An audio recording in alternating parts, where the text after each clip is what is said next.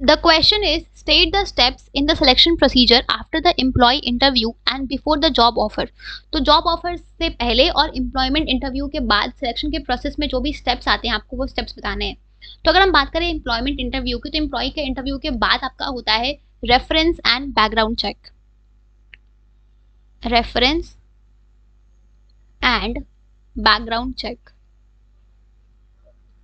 अगर हम बात करें रेफरेंस एंड बैकग्राउंड चेक की, तो यहाँ पे हम कैंडिडेट का रेफरेंस और बैकग्राउंड चेक करते हैं कि उसने जो भी उसने रेज्यूमे में इंफॉर्मेशन फर्निश की है वो सही है या नहीं है, उसका बैकग्राउंड जो है वो सही है या नहीं है, कहीं वो कोई क्रिमिनल बैकग्राउंड को तो नहीं, उसके जो पास्ट रिकॉर्ड्स हैं वो सही है या नहीं है, इस चीज़ को हम चेक करते हैं.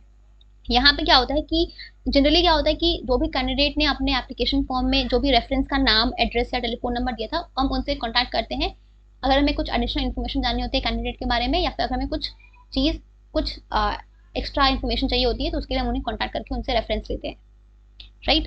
तो यहाँ पे हम उनका बेसिकली इस स्टेप का मेन एम होता है कैंडिडेट का बैकग्राउंड कैरेक्टर को चेक करना और उसके सोशल रिलेशनशिप को चेक करना.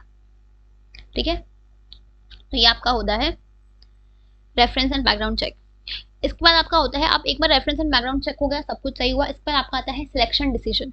ठीक है. जहाँ पे जो कैंडिडेट आपके सारे हर्डल्स को क्लियर कर लेता है, उसके बाद यहाँ पे हम एक लिस्ट ऑफ कैंडिडेट्स में से हम एक फाइनल डिसीजन लेते हैं कि हमें किस कैंडिडेट को अपने जॉब पोजीशन को ये रखना है. ठीक है. तो ये आपका होता है सिलेक्शन डिसीजन.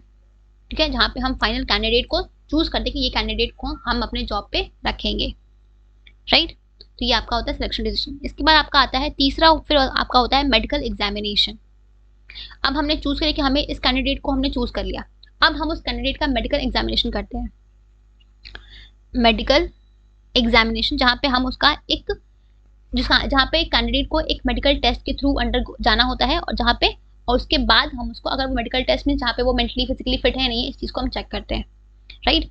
तो ये आपका होता है मेडिकल एग्जामिनेशन. एंड देन उसके बाद हम देते हैं आपका जॉब ऑफर. ठीक है. अगर कैंडिडेट ने आपके मेडिकल एग्जामिनेशन के स्टेज को क्लियर कर लिया, देन हम उसको देते हैं जॉब ऑफर.